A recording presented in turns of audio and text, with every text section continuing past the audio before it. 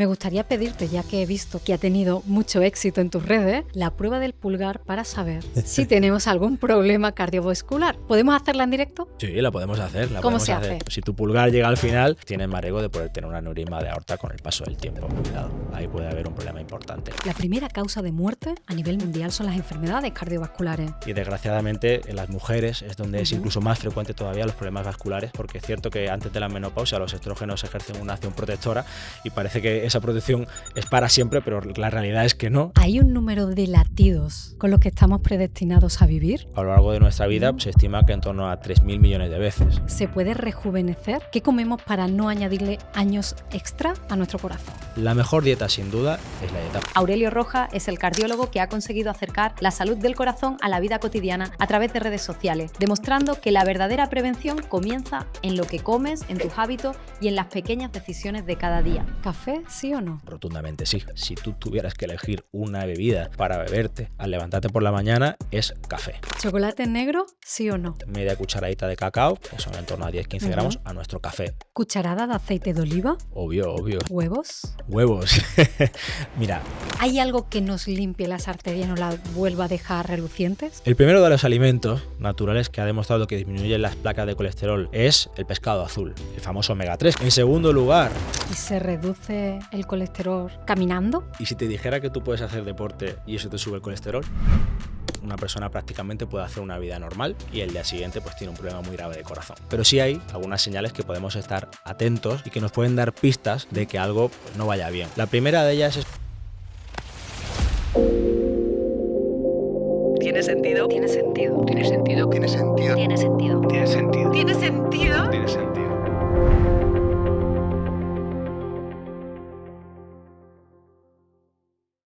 Hay un pequeño gesto que puedes hacer ahora mismo, justo antes de ver la entrevista, que ayuda a que este canal y este proyecto mejoren cada día. Un pequeño gesto que permite que consigamos más invitados, que mejoremos la producción y que podamos hacer que Tiene Sentido llegue a más y más personas como tú cada día. Ese sencillo gesto es suscribirte. Te prometo que si lo haces nos esforzaremos para que tu gesto sea recompensado con grandes conversaciones que te ayuden a encontrarle más sentido a tu vida, con nuevos sorteos y con más contenido y de mejor calidad. Mil gracias por apoyarnos, por suscribirte y por estar aquí.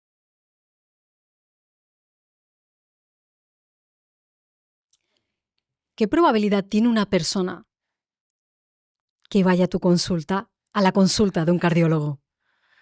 Pues mira, desgraciadamente muy alta, más de la que a cualquier persona le gustaría y a mí también. Tenemos la mala suerte que a día de hoy, aún a pesar de todo lo que intentamos cuidarnos, las enfermedades cardiovasculares en el mundo y en los países desarrollados son las más frecuentes. Está el cáncer, que sabemos que es una tragedia, pero el infarto sigue estando en primer lugar. Y esto es consecuencia de nuestro estilo de vida. Así que prácticamente a día de hoy, un tercio de las personas, el 30%, uno de cada tres, en algún momento de su vida van a tener un problema cardíaco. ¿A mí no me gusta? Pues bueno, me encantaría que la gente estuviera bien. Y pienso que mi trabajo no debería de ser poner un parche, sino que la gente realmente no viniera a mi consulta. Y creo que eso se puede conseguir porque casi el 80% de los problemas de corazón son derivados del estilo de vida. Así que si controlamos eso, pues probablemente no acabes en mi consulta.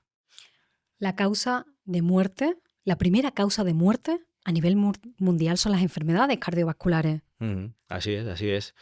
Lleva siendo prácticamente desde que hay registros en todos los últimos años y es verdad que en los últimos años hay tendencia a que se está estabilizando, incluso disminuyendo, probablemente por dos motivos, porque nos estamos cuidando mucho más, estamos controlando muchísimo mejor nuestros hábitos de vida y en segundo lugar porque los tratamientos que tenemos hoy en día también son muy buenos, tanto tratamientos con medicación como tratamientos para tratar el infarto, que es la gran causa de muerte. Pero también la gente vive más años y cuantos más años vivamos, mayor es la probabilidad de tener un problema de corazón, porque muchas veces estos problemas también son derivados del envejecimiento. Es decir, se junta una cantidad de factores de riesgo que inciden en el corazón y lo dañan durante un tiempo. Entonces, cuanto más factores de riesgo, más daño tenga nuestro corazón y durante más tiempo, pues más probable es que aparezca el problema y por eso pues a día de hoy siguen siendo las más frecuentes.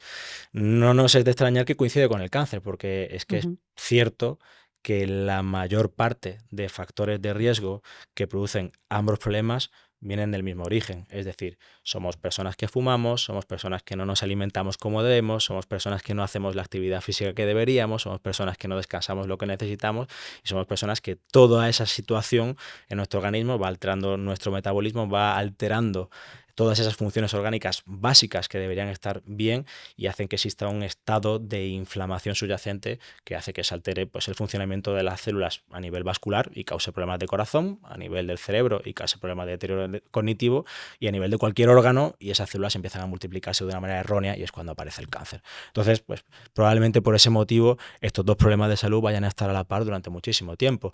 Y desgraciadamente en las mujeres es donde es incluso más frecuente todavía los problemas vasculares, porque hay como una conciencia todavía que estamos intentando luchar para acabar con ella, como que la mujer parece que tiene menos problemas de corazón o está más protegida, entre comillas, porque es cierto que antes de la menopausia los estrógenos ejercen una acción protectora y parece que esa protección es para siempre, pero la realidad es que no, y al fin y al cabo, cuando pasan unos años, realmente la mujer que tenga problemas de corazón es mucho más frecuente, y eso tenemos que ser conscientes todas las personas, incluso las mujeres, porque ni el propio médico, cuando a lo mejor la mujer va a la consulta, piensa que pueda ser un problema de corazón, y es verdad que la propia mujer muchas veces tiene tendencia a decir, no, esto seguramente no sea nada, y el problema pues tiene el mismo valor obviamente que en un hombre.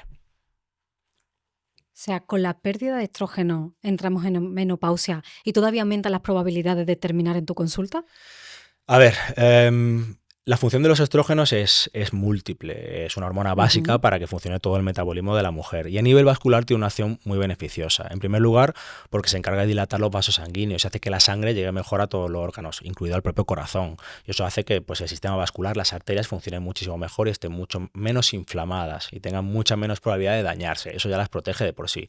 Y luego los estrógenos también ejercen una acción muy buena en el control del metabolismo, tanto del azúcar, de la glucosa, como de los lípidos, de los triglicéridos y el colesterol, y eso pues mientras están haciendo su efecto durante toda su vida, pues digamos que aunque la mujer no se cuide tanto, pues tiene como esa protección extra, tiene ese escudo o ese paraguas que le quita la lluvia, ¿no? ¿Qué es lo que pasa? Cuando perdemos esa acción de los estrógenos a partir de la perimenopausia, a partir de los 35 o 40 años que empiezan a disminuir, pues ese riesgo de no hacer las cosas bien empieza a hacer el daño que no podía hacer previamente porque esos estrógenos nos protegían, y es cuando empieza a aumentar la probabilidad de tener problemas. No es que cuando perdamos los estrógenos una mujer vaya a tener problemas de corazón, pero si no se cuida es probablemente el momento el que empieza a tenerlos porque ya no tiene esa protección, ya no tiene ese paraguas que le evitaba mojarse. ¿Y cuáles son esas señales que ya tenemos que atender y que haría pensar que tenemos un problema, una enfermedad cardiovascular? Mira, el corazón es un órgano un poco traicionero. Quiero decir, hasta que el problema de corazón no suele estar muy avanzado, lo normal es que no tengamos ningún síntoma. Una persona prácticamente puede hacer una vida normal y el día siguiente pues tiene un problema muy grave de corazón. Pues todos conocemos a alguien que estaba muy bien y el día siguiente pues tuvo un infarto, o se le paró el corazón, o tuvo una arritmia, o de repente el corazón le falló. Y eso es lo habitual, desgraciadamente, que pasa con el corazón, porque es tan fuerte y tiene tanta capacidad para latir que una persona joven, hasta que el corazón no está muy debilitado y tiene un problema muy grave, podemos hacer una vida prácticamente normal. Pero sí hay algunas señales que podemos estar atentos y que nos pueden dar pistas de que algo pues, no vaya bien. Muchas veces tenemos sensaciones que no le damos importancia, nos puede avisar 2 o 3 días, una semana antes, y finalmente tenemos el problema. La primera de ellas es notar el ritmo cardíaco diferente. Nosotros no estamos acostumbrados a notar el corazón. Tú y yo estamos aquí sentados y no notamos el corazón, ¿verdad? Pues si estás notando tu corazón latir, algo ahí que no está bien. El pulso puedes notarlo más rápido, puedes notarlo más despacio o puedes notarlo incluso irregular, el corazón latiendo diferente. Notar el corazón es una señal de que algo puede que no vaya bien y suelen ser arritmias lo que las causa. En segundo lugar, el dolor. El corazón puede doler. Muchas veces pensamos, yo me encuentro con muchas personas que me dicen, me han dicho que el corazón no duele. Error, el corazón sí que duele. Lo que pasa que no es un dolor tan llamativo, es un dolor muy profundo, muy sordo en el centro del pecho y es más bien como una presión. No es un dolor, es una presión. Es una presión muy fuerte. Cuanto más daño tenga el corazón, mayor va a ser esa presión. Normalmente esa presión siempre suele estar en el centro del pecho, pero también se puede desplazar hacia el cuello, hacia la espalda o hacia los brazos. Lo normal cuando empieza a aparecer el problema del corazón es que notemos esa presión levemente, a lo mejor cuando hacemos algún esfuerzo. Estando tranquilos, cuando nuestro corazón no está haciendo esfuerzo, pues no lo vamos a notar. Pero si hacemos algo de actividad, como caminar más rápido, subir unas escaleras, hacer nuestro deporte habitual y notamos una molestia, una presión en la zona del corazón, es posible que algo no vaya bien y pueda ser el aviso de que el próximo día, por ejemplo, puedes tener un infarto. Esa presión se produce porque al corazón no le está llegando bien la sangre y cuando el corazón sufre y no le llega bien la sangre porque tiene isquemia, notamos esa presión. Se llama angina de pecho. Todos estos dolores que muchas veces notamos en el pecho y que suelen ser punzadas, ese tipo de dolores nunca suelen ser el corazón. Todos notamos de repente un pinchazo muy fuerte en el pecho y decimos, ¿qué pasa aquí? Pues esos dolores nunca suelen ser el corazón. El corazón casi nunca duele pinchando y normalmente esos dolores de segundos no suele ser el corazón. Ahora sí, si no se quita y tienes un dolor muy fuerte, aunque sea un pinchazo y no se va, 5, 10 minutos, 20 minutos, sí que recomiendo siempre acudir a un hospital, a un centro hospitalario, porque un infarto se diagnostica muy fácilmente con un electrocardiograma. O sea, si te duele el pecho y tienes un infarto, simplemente con un electrocardiograma se puede saber si tu corazón está con un infarto o no. O sea que es tan fácil y tan rápido como eso. Y en último lugar, pues la fatiga excesiva en relación con hacer pues tu vida cotidiana. Es decir, oye, yo antes hacía una vida normal, hacía mi deporte, caminaba y estaba genial. Y últimamente me estoy notando que cuando empiezo a caminar, pues noto que me falta mucho la respiración. Cuando voy a por la compra y cojo las bolsas, pues noto que me fatigo más de lo normal. Y sobre todo esa falta de aire, esa fatiga excesiva con actividades de la vida cotidiana, se acompaña de retención de líquido. Seguramente la persona puede observar que además pues tiene la cara como más hinchada, las piernas, los tobillos cuando se levantan por la mañana están un poco hinchados. Eso se produce porque cuando el corazón no está bien y no funciona con normalidad se suele producir esa retención de líquido tanto en las piernas como en los pulmones. Eso se llama insuficiencia cardíaca. Entonces, esas son las 3 señales fundamentales que tenemos que estar atentos, obviamente sin quitar o no olvidándonos de la última de riesgo, que es tener desmayos. Desmayarse, sobre todo desmayarse bruscamente, y todos tenemos en nuestra mente deportistas en mitad de un partido que caen fulminados. Tener ese tipo de desmayos bruscos sin ningún motivo aparente también puede ser un signo de que nuestro corazón vaya bien. Entonces eso creo que serían pues los síntomas fundamentales que nos puede dar cualquier tipo de problema cardíaco. Yo he visto a personas de mi entorno que cuando han tenido un fallo, un problema del corazón, se le nota muchísimo cómo le afecta integralmente a la salud, mientras que otro tipo de patología a lo mejor ni siquiera son visibles hacia afuera, porque la persona como más o menos sigue su vida. Un problema del corazón, ¿cómo afecta de manera integral a la salud? Bueno, es que al final el corazón es el único órgano que no tiene vacaciones. Está siempre latiendo y esperemos y no queremos que deje de latir en ningún momento. Entonces, cualquier problema que afecte a nuestra función cardíaca, pues obviamente va a limitar nuestra vida en un sentido u otro. Cuanto más grave sea el problema, pues la limitación va a ser muchísimo mayor. Nuestro objetivo siempre, como médicos y como cardiólogos, en primer lugar es que nunca llegue a aparecer este problema, y si ya está el problema establecido, intentar hacer que el corazón se recupere, o de luego, si no podemos hacer que se recupere, pues por lo menos que la persona pueda llevar una vida lo más normal posible, ¿no?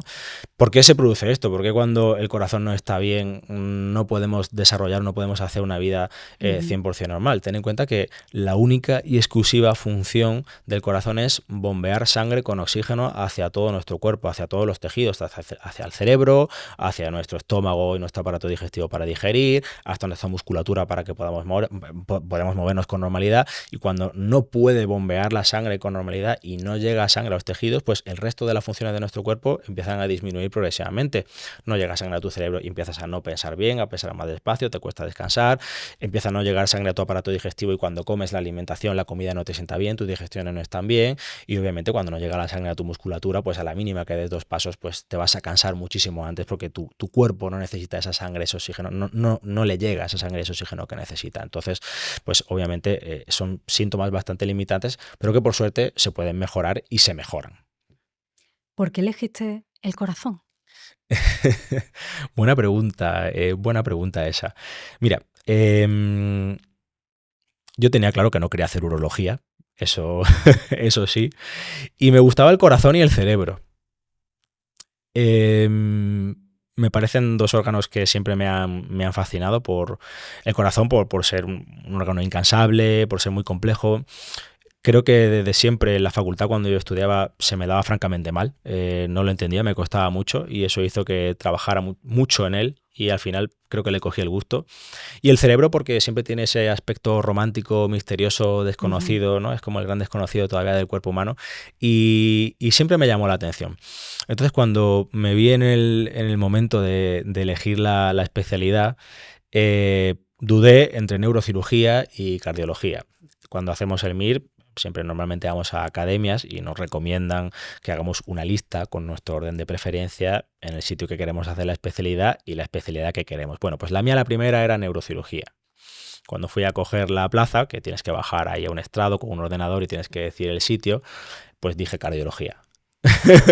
Siempre dicen, no vayas a cambiarlo en el último momento, por favor, tu lista, el orden de prioridad. Y yo en el último momento Habló tu corazón. Literal, así que creo que No habló tu si mente, realmente, no si habló tu realmente mente, los habló tu sentimientos corazón. están en el corazón, pues yo me dejé guiar por el corazón y elegí cardiología. Me acuerdo que salí, estaba ahí toda mi familia llorando porque ellos no se lo creían, yo tampoco. Y bueno, aquí estoy. ¿Estás decepcionado? No, en absoluto. Creo que si volviera a elegir lo cogería otra vez. Sin duda. ¿Hay un número de latidos con los que estamos predestinados a vivir? ¿Hay una media de número de latidos con lo que el ser humano se mantiene con vida? Bueno, esto es un tema bastante controvertido, no es fácil. Y lo que sí que es cierto que no es lo mismo la edad cronológica que tenemos las personas con la edad biológica del corazón. O sea, ¿el corazón tiene una edad? El corazón tiene una edad, el corazón tiene una edad biológica, es decir, tú puedes tener un corazón mucho más envejecido biológicamente que tu edad cronológica. Puede ser una persona de 30 años con un corazón de una persona de 50, o puede ser una persona de 50 con un corazón de una persona de 30, mucho más sano. Todo va a depender de cómo lo cuides. Nuestro corazón late al día en torno a 100.000 veces. A lo largo de nuestra vida se estima que en torno a 3.000 millones de veces. Son bastantes veces. Y no va a dejar de hacerlo en ningún momento, por suerte. Esta estimación es una estimación en función a nuestra esperanza de vida y la media de latidos, pero no es realmente una programación de nuestro corazón. No sabemos cuánto puede latir nuestro corazón o si realmente se puede agotar. Eso no lo sabemos, son estimaciones matemáticas. Entonces, no tiene fecha de caducidad realmente el corazón, pero realmente lo importante no es que vaya a llegar un momento en que se acabe ni tenga fecha de caducidad, sino que realmente lo cuidemos para que nos dure lo máximo posible, que nuestro objetivo tiene que ser que nuestro corazón realmente sea más joven o se mantenga más joven que nuestra edad cronológica. Porque se puede rejuvenecer. Todo nuestro cuerpo se puede rejuvenecer. El organismo tiene capacidad para recuperarse. Todos nos hemos hecho un corte en la piel y se recupera, y todos nos hemos enfermado por algún motivo y nos hemos recuperado. Nuestro cuerpo tiene capacidad para regenerarse. Obviamente esa capacidad de regeneración va a verse limitada, depende del daño. Hay daños que no podemos regenerar. Si tú te cortas un brazo no te va a salir un brazo nuevo, pero probablemente si te haces una herida muy pequeña no te deje cicatriz. Si te haces una herida muy profunda sí te va a dejar una cicatriz. Entonces nuestro cuerpo siempre tiene capacidad para regeneración y eso es innato en nuestro propio organismo. Siempre se puede regenerar hasta unos límites y dependiendo del daño que haya. No va a haber nada que podamos tomarnos de fuera a día de hoy. Estamos experimentando con células madre y diversas técnicas que nos vaya a regenerar tomándonos ningún tipo de batido detox ni nada de esto. Nuestro propio cuerpo es capaz de hacerlo perfectamente. Solo tenemos que saber o fomentar un ambiente para que lo pueda hacer de la mejor manera. Obviamente, una persona que tiene el sistema inmune debilitado porque no descansa adecuadamente, porque no fuma, porque su alimentación es muy inadecuada y está comiendo continuamente productos ultraprocesados, tiene unos niveles de cortisol muy elevados, pues va a tener un sistema inmune dormido y un sistema regenerador en su médula ósea dormido que no va a hacer que su organismo se regenere.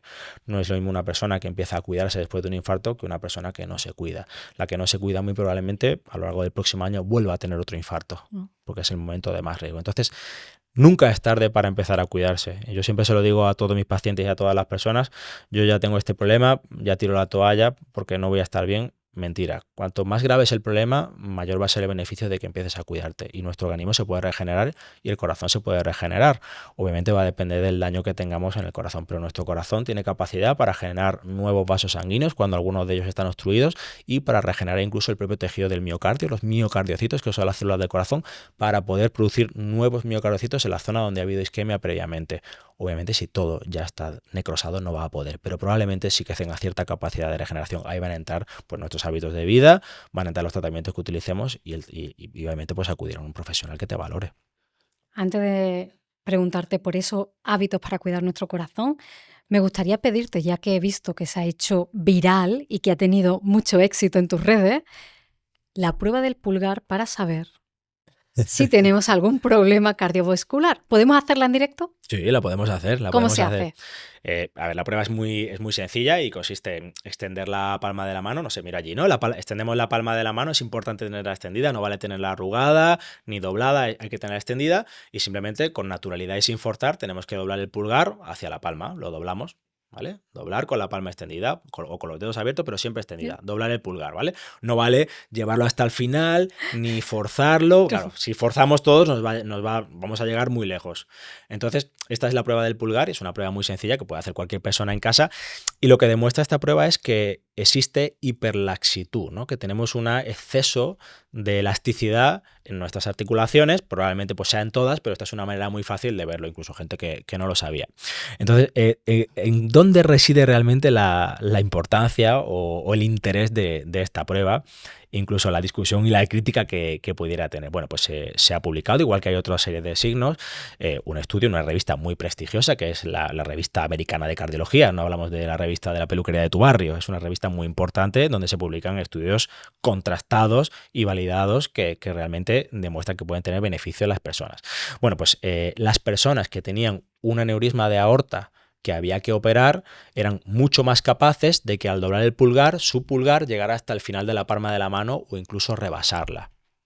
Entonces, esto pues le confiere a las personas que tienen esta capacidad un riesgo incrementado, bien porque tengan antecedentes en su familia o bien porque sus hábitos de vida no sean los más adecuados, y eso hace que el colágeno, que es esa especie de andamio que forman nuestros tejidos, esté debilitado, de que puedan tener más riesgo de tener un aneurisma de aorta con el paso del tiempo. No que vayas a tenerlo si te da positivo. Esto es como si yo te digo, oye, si fumas tienes más riesgo de tener un infarto. Pues esto es una cosa parecida. Si tu pulgar llega al final, pues tienes más riesgo de poder tener un aneurisma de aorta con el paso del tiempo. Obviamente esto no es un test diagnóstico, es un test aproximación interesante y puede servir de ayuda pues para todas las personas que lo pueden hacer en casa, y sobre todo las personas que tienen que estar más atentas si el resultado es positivo, que no quiere decir que vaya a haber nada, es pues personas que tienen antecedentes en su familia. Oye, pues ya le pregunto a mi madre o le pregunto a mi abuela, pues sí, resulta que había un tío que tenía un problema en la aorta. Ay, cuidado, ahí puede haber un problema importante. O bien personas que no se cuidan porque fuman, porque tienen diabetes, porque tienen sobrepeso, porque tienen hipertensión, porque su alimentación no es la más adecuada y tienen resistencia a la insulina. Todo ese tipo de malos hábitos de vida son los que llevan a la alteración del colágeno y son las que pueden hacer que con el paso del tiempo esa pared de la aorta se vaya debilitando al no tener la estructura, el andamio adecuado, y al debilitarse pues dilatarse con el paso del tiempo, y es cuando se produce ese aneurisma. La suerte y la ventaja de esto es que cuando tenemos un aneurisma normalmente no tenemos síntomas. La aorta empieza a crecer dentro de nuestro tórax y pues como tiene espacio de sobra, pues aquello no nos da ningún síntoma, hasta que desgraciadamente el síntoma que tenemos es que se nos rompe, y ahí pues por desgracia de hoy tenemos bastante poco que hacer. Entonces es muy importante hacer cribado diagnóstico antes de que aparezcan este tipo de problemas tan graves de personas que podían tener este problema. Entonces, sobre todo personas con factores de riesgo o personas con antecedentes en su familia que este test sea positivo, pues consultarlo con su médico porque es muy fácil ver la aorta. Me hablabas de colágeno. ¿Cómo sabemos si realmente tenemos los niveles necesarios de colágeno? No se puede medir el colágeno. Yo ya estoy buscando la prevención. Claro.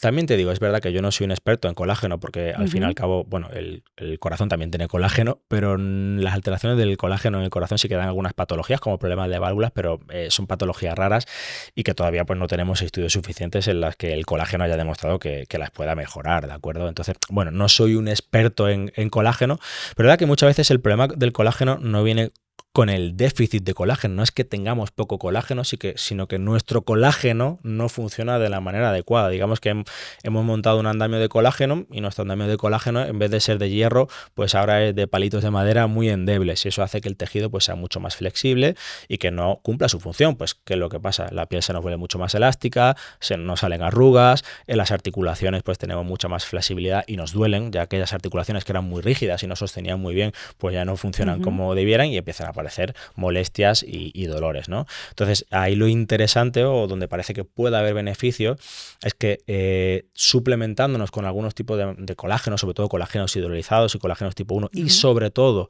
si este colágeno parece que se consume con vitamina C, que ayuda a que vaya específicamente a los tejidos que tienen que construir esos andamios con el colágeno, pudiera tener algunos beneficios. Entonces, en este tipo de personas que, pues bueno, tienen algunas alteraciones, sobre todo articulares, dolores, o bueno, imagínate, pues que quieren tener una piel mejor, ¿no?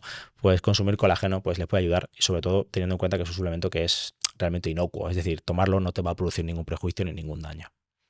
Interesante. Hemos empezado con los suplementos, que normalmente es como la guinda del pastel, como ese suplemento a unos hábitos saludables, pero ya que hemos abierto esta puerta, ¿Qué otros suplementos nos ayudan a que nuestro corazón esté sano? Me ha gustado mucho lo primero que has dicho porque efectivamente es la guinda del pastel. Los suplementos es el suplemento y nunca nos va a poder sustituir el suplemento unos malos hábitos de vida. O sea, de nada te va a ayudar el magnesio a descansar mejor si esa noche te has comido una hamburguesa antes de dormir. Quiero decir, tenemos que empezar a cuidar otros muchos factores antes y luego añadir los suplementos. En ese caso sí que es cierto que algunos suplementos han demostrado que nos pueden mejorar en algunas situaciones. Y yo sobre todo, obviamente, pues me centro en el corazón, ¿vale? ¿Qué suplementos nos pueden ayudar a mejorar no solo el corazón, sino muchos más aspectos de nuestra vida? Y sobre todo que tienen más evidencia, ¿no? Porque hay muchísimos, tú vas a la tienda y aquello está lleno y ya no sabes cuál comprar. No sabes cuál comprar, ni el tipo, ni el tamaño, ni la cantidad, ni cuándo te lo tienes que tomar. Entonces, el primer suplemento y el más interesante es el magnesio. El magnesio está muy de moda. El magnesio interviene sobre todo fundamentalmente en muchísimos niveles, pero en la obtención de energía de las células. Sobre todo las células del corazón, las células del sistema vascular y a las neuronas. Entonces, normalmente cuando nuestra situación metabólica no es buena, sobre todo por niveles elevados de estrés, tenemos niveles muy elevados de las hormonas del estrés, que son el cortisol y la adrenalina, nuestro metabolismo necesita mucha más energía para poder funcionar adecuadamente y consume mucho más magnesio. Entonces, aportar magnesio de manera exógena ayuda a que nuestras células puedan obtener energía de una manera mucho más eficiente. Tenemos más energía, por eso una de las cosas que hace el magnesio es disminuir los niveles de fatiga. Nos encontramos con más energía, ¿no? A nivel neuronal, pues hace que nuestras neuronas también funcionen más adecuadamente, también las neuronas de descansar. Cuando nuestro cuerpo se tiene que ir a dormir, nuestro cerebro tiene que entrar en modo descanso, tiene que activar el sistema nervioso parasimpático y también tiene que producir una serie de neurotransmisores para poder descansar mejor, como el GABA, y también disminuir el cortisol. Eso lo hace el magnesio. Entonces, el magnesio es un buen suplemento, sobre todo magnesio en forma de citrato y bisglicinato, que son los más biodisponibles y los que mejor se absorben y los que tienen más estudios. Hay otros muchos magnesios que pueden ayudarnos, pero es verdad que no hay una evidencia científica tan sólida y tan contundente, tanto en términos de eficacia, es decir, que lo que te tomes te sirva para algo y no lo vaya todo al baño, y de seguridad, que no te vaya a producir ningún tipo de problema. Entonces, el primero, el magnesio. Y siempre lo recomendable con el magnesio es intentar que sea con vitamina B6, porque la vitamina B6 facilita la entrada en la célula y también facilita la síntesis de esos neurotransmisores que nos van a ayudar a descansar mejor. Entonces, ideal siempre buscar magnesio, citrato o bisglicinato, y si es con vitamina B6, mejor. Ese para mí será el primero y el más importante. ¿Cuánta dosis y a qué hora o qué momento del día sería recomendable tomarlo? Mira, lo ideal realmente, si nuestra alimentación ya es adecuada y equilibrada, entre 200 a 400 miligramos al día. Siempre todo el mundo me pregunta por la dosis. Dependerá del fabricante, porque no todo el mundo pone la misma cantidad de magnesio en el comprimido o en el vial que te vayas a tomar. Entonces yo siempre recomiendo el producto que tú adquieras, ver las recomendaciones de la posología que te pongan, porque van a ser las adecuadas. Pero entre 200 y 400 miligramos al día suelen ser suficientes en la mayor parte de la población. Y lo ideal es tomarlo pues una hora y media antes de dormir. ¿De acuerdo? De esa manera pues vamos a facilitar toda esa acción que tenía en los neurotransmisores y en la disminución del cortisol para ayudarnos a descansar mejor, ¿vale? Esto no es una pastilla para dormir. El efecto se ha demostrado que empieza a aparecer a partir del cuarto o quinto día y alcanza su pico a las 2 semanas. Entonces es una cosa progresiva. Tenemos que suplementarnos durante por lo menos 5 o 6 días para empezar a notar efectos. Entonces esta es la recomendación más importante con el magnesio. Muchos dicen, no, pero es que con la alimentación podemos tener todo el magnesio que necesitemos. Pues bueno, ya queda demostrado que no, en primer lugar, porque nuestro cuerpo necesita mucha más cantidad de magnesio simplemente por sus necesidades metabólicas cuando estamos estresados, y en segundo lugar, porque la mayor parte de los alimentos hoy en día, debido a la producción tan rápida, a los terrenos que tenemos, a los tipos de aguas y al crecimiento de las frutas y las verduras, que son las que más cantidad de magnesio tienen, pues los alimentos tienen un 50-70% menos de nutrientes, incluido el magnesio. Es decir, necesitamos más y encima estamos tomando menos. Pues de ahí que tomarlo de una fuente exógena pues sea más que recomendable. Otro elemento que me dicen muchas personas es que, bueno, pero a mí me han hecho una analítica y los niveles de magnesio me salen normales. El magnesio es un mineral y se acumula en todo el organismo y sobre todo en los huesos. Entonces es muy habitual que este déficit no se pueda detectar en sangre. Es decir, tú puedes tener un déficit también de calcio o que te falte mucho calcio en tus huesos y que cuando te saques una analítica te salga totalmente normal. Pues una cosa parecida pasa con el magnesio. Entonces no nos podemos guiar por los niveles de magnesio en sangre, sino más bien nos tenemos que guiar por los síntomas. Niveles elevados de estrés, fatiga crónica e insomnio son los 3 síntomas fundamentales que tienen que darnos la pista para tomar magnesio. El segundo suplemento importante también, el omega 3. El omega 3 es el segundo suplemento más importante. Ya sabemos que el omega 3 es un ácido graso que va circulando por la sangre, bueno, y que tiene la capacidad de unirse a la pared de las células sanguíneas, sobre todo para protegerlas frente al daño, frente a la inflamación y frente al estrés oxidativo, esa inflamación crónica que aparece en los vasos sanguíneos y que es la que hace que se dañen con el paso del tiempo y aparezcan las enfermedades cardiovasculares. Entonces, el omega 3 es el segundo suplemento recomendable. ¿Qué omega 3 hay que elegir? Pues intentar elegir que sea el más puro posible, de una fuente lo más fiable posible, que tenga la mayor cantidad de EPA y DHA posible, que son las fracciones activas. El resto puede ser aceite de pescado o de algas o de krill, que no vale para nada. Es como si comieras aceite normal y corriente. Nosotros necesitamos la parte activa, EPA y DHA. La mayor cantidad. Tenemos que fijarnos porque, por ejemplo, algunos suplementos de algunos supermercados pues tienen una cantidad muy pequeña.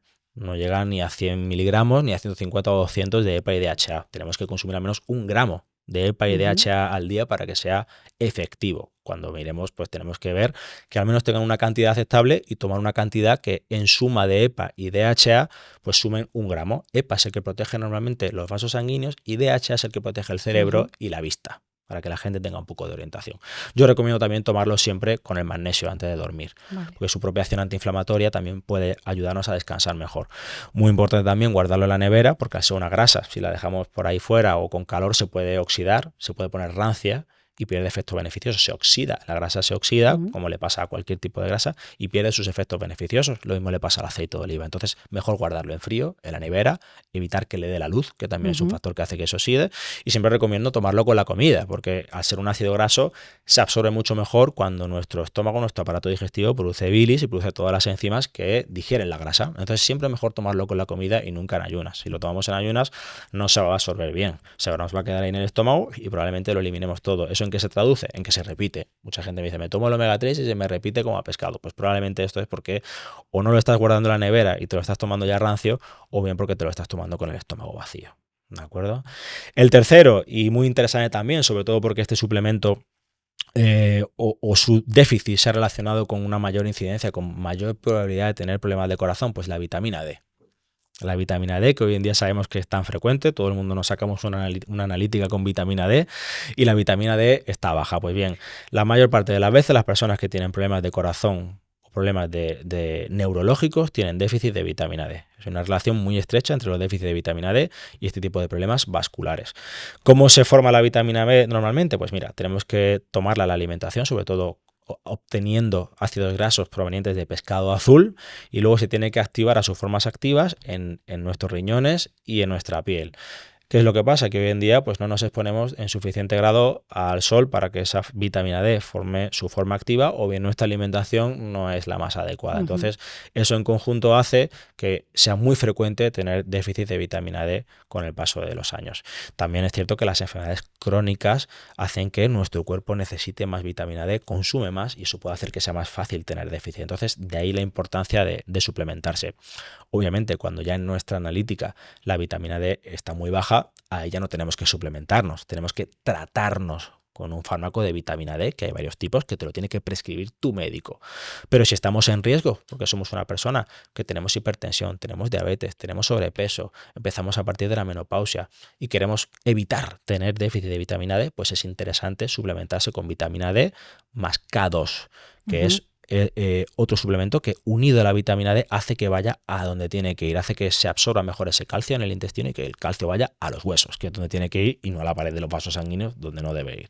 Entonces este es el tercer suplemento que recomiendo. Y el último, y ya y este es el que más te va a sorprender, ¿vale? Porque no creo que ningún cardiólogo te lo vaya a decir, es la creatina. Es la creatina, ¿vale?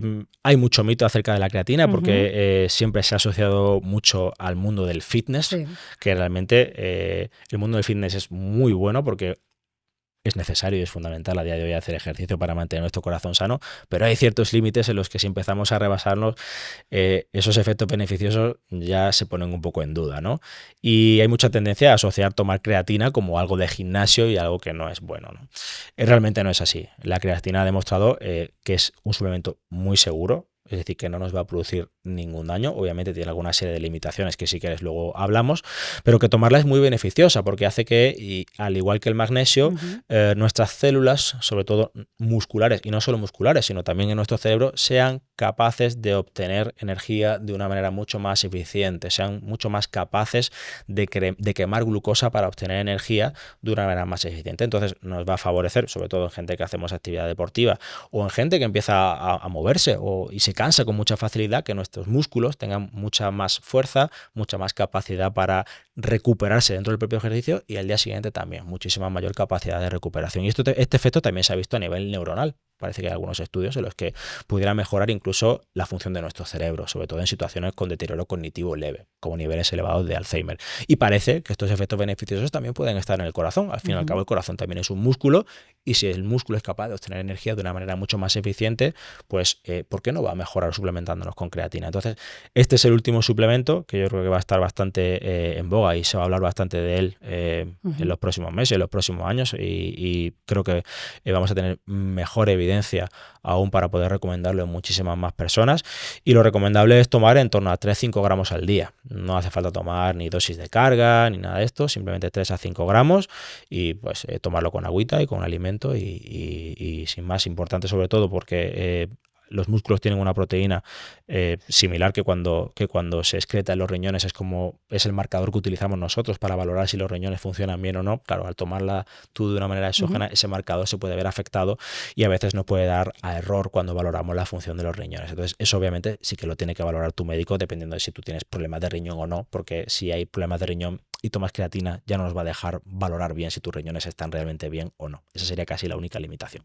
¿Te gustaría ver los episodios de Tiene Sentido una semana antes? Y además, acceder a nuevos episodios de un podcast que lanzamos cada domingo llamado Preguntas Incómodas, en el que respondo a las dudas que todas tenemos, pero que no nos atrevemos a comentarle ni a nuestra mejor amiga. Te explico, dudas del tipo: ¿y si me equivoqué eligiendo a mi pareja y ahora es demasiado tarde? ¿Qué pasaría si un día simplemente lo dejara todo y desapareciera? ¿Soy la única que tiene pensamientos raros, perturbadores, que dan vergüenza de solo pensarlos? Si quieres ver los episodios de Tiene Sentido antes que nadie y escuchar este nuevo podcast, puedes hacerlo a través de Podimo, la plataforma de podcast y audiolibros. Mientras ves la última entrevista que hemos publicado, podrías estar ya viendo los 2 próximos y además acceder a todos los episodios de Preguntas Incómodas. Si quieres probar Podimo, tienen una promoción especial para hacerlo de forma gratuita en la que puedes acceder a través del QR en pantalla, del enlace tienesentidopodcast.com/Podimo o del enlace en la descripción. Quizá la dieta del corazón sea una dieta más sencilla que todo lo que queremos proponer o nos gustaría, porque muchas veces tenemos tendencia a pensar que algo muy difícil o muy complejo y muy especial es mucho mejor. Y no es la realidad. Hay una dieta que tomamos todos nosotros y que lleva miles de años tomándose en nuestro territorio alrededor, que es la dieta mediterránea, que es una dieta lo más natural posible, con comida hecha en casa, comida del campo y los alimentos lo más naturales posibles y frescos, que la dieta que más beneficios ha demostrado no solo para el corazón, sino para la salud en general, para el cerebro y para la longevidad. O sea, donde están las personas con mayor esperanza de vida, uno de los lugares de ellos es en la cuenca del Mediterráneo y eso tiene que ser por algo, porque comemos comida muy parecida, ¿no? Entonces, la mejor dieta sin duda es la dieta mediterránea, que es una dieta que es muy rica en legumbres, en verduras, en aceites vegetales, sobre todo el aceite casi exclusivamente de oliva virgen extra, y que luego utiliza fuentes de proteína natural, pues carnes, sobre todo lo más naturales posible, pescado, muy rica en pescado y sobre todo en pescado azul, y rica en estos aceites que comentamos y obviamente fuera de azúcares, ultraprocesados, harinas refinadas, que eso deben de pasar a estar en un consumo muy esporádico. Entonces, esta para mí, sin duda alguna, es la mejor dieta. Entonces, tenemos que intentar alejarnos de todas las comidas que ya vengan preparadas y metidas en una bolsa. Y están muy buenas, pero nos engañan, porque creemos que puede ser algo incluso bueno. Muchas veces, pues, oye, barritas de proteínas, yogures con proteínas, todo ese tipo de productos que tenemos hoy en el supermercado, que tenemos tendencia a pensar que son muy sanos, y realmente cuando te vas a mirar los ingredientes es un ultraprocesado terrible. O sea, han cogido el alimento normal y para que parezca ese yogur han tenido que desnaturalizarlo, eliminarle toda la vitamina D, todo el calcio, todo el resto de nutrientes que tenía beneficiosos y meter unas proteínas de origen ultraprocesado que puedes obtener con un alimento natural perfectamente. Pero pensamos que eso va a ser mucho más sano porque nos han dicho que comer proteínas es muy bueno. Entonces, yo siempre abogo por intentar eliminar todos los alimentos que vengan metidos dentro de una bolsa o de una caja ya preparados y que nuestra alimentación sea lo más natural posible. Eso es el punto fundamental. Luego, si quieres, las comas las podemos discutir, pero eso es fundamental. Porque la copa de vino en la dieta mediterránea, ¿entra o no entra? Aquí podemos tener a alguien que beba vino y lo discutimos.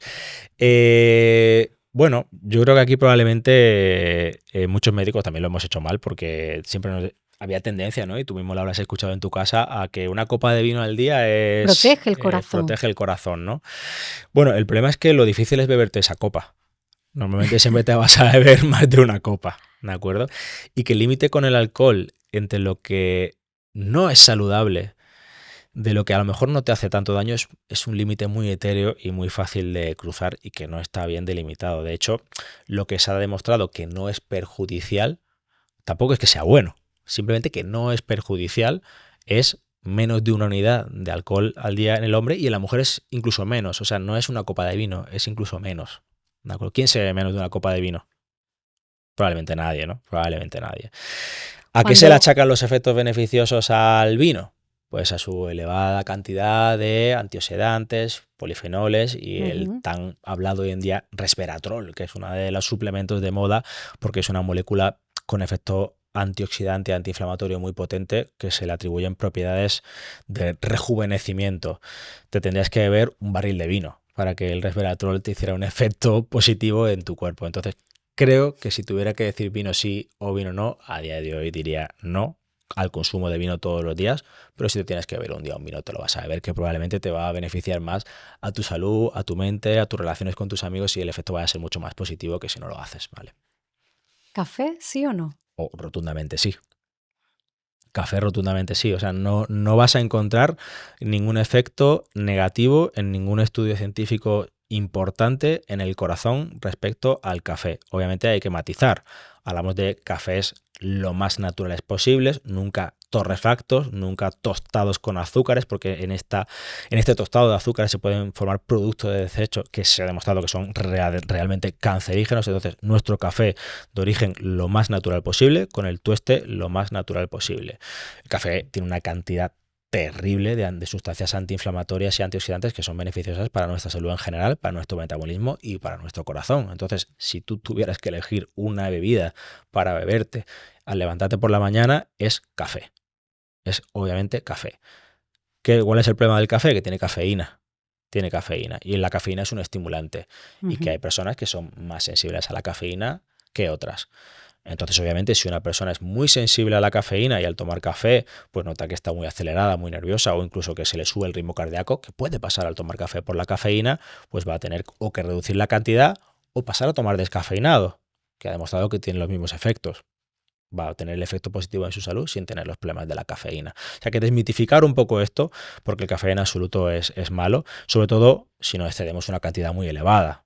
O sea, el límite lo pondríamos en 4 o 5, no más de 5 tazas al día. Lo que sí es importante también respecto al café es intentar evitar tomarlo a partir de las 2, 3 de la tarde. Esto es por un estudio que salió también en Estados Unidos, en los que, bueno, pues las personas que tomaban café más allá de esta hora, no eran las 12, era un poco antes, era las 12 si no mal recuerdo. Claro, ellos se levantan antes y sus horarios son un poco diferentes, pero si lo trasladamos aquí, sería a tomar café después de la hora de comer, pues tenían mayor probabilidad de tener problemas de corazón, incluso mayor mortalidad.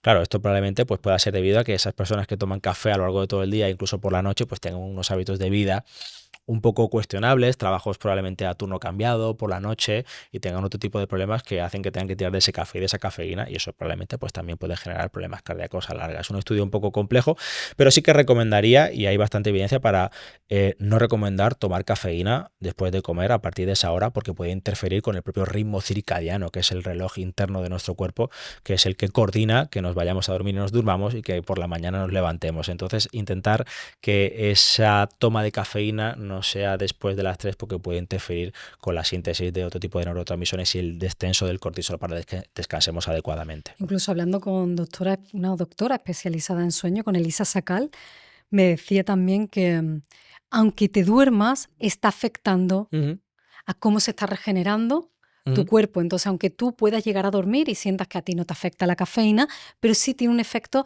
en que tus sueños sean más regenerativos. Claro, que ¿quién no se ha levantado alguna mañana y dice, parece que no he dormido?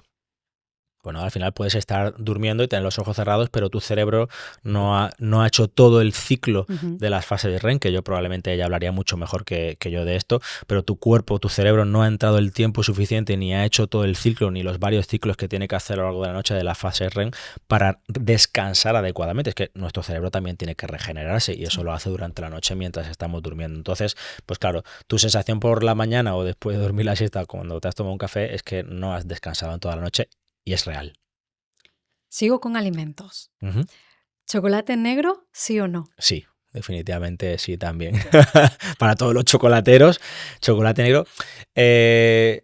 Vamos a ponerle apellidos a esto también porque Venga, es ahora los bastante... matices. Bueno, a ver, aquí es más sencillo en España porque cuando hablamos de chocolate negro asumimos que va a ser un chocolate con un elevado porcentaje de cacao. Lo beneficioso no es el chocolate, es el cacao. ¿De acuerdo? Entonces, los beneficios del cacao son muy parecidos a los beneficios del café, porque tiene una gran cantidad de sustancias antiinflamatorias y antioxidantes que pueden ayudar a regenerar, a mejorar nuestro metabolismo, o que si nuestro metabolismo no está funcionando adecuadamente, no se produzca daño en nuestro cuerpo. Entonces, para que eso no pase, tenemos que comer chocolate con la mayor cantidad de cacao posible, esto es siempre por encima del 70%. Yo siempre recomiendo que cuanto más porcentaje tenga, mejor, sobre todo porque va a tener mayor cantidad de los compuestos bioactivos y menor cantidad del resto de cosas que le echan al chocolate, azúcares, emulgentes y todo esto. Entonces, intentar siempre ir al de la máxima cantidad de cacao posible, al del 99 o al del 100%. Y un truco muy fácil que yo siempre recomiendo y que a todo el mundo le gusta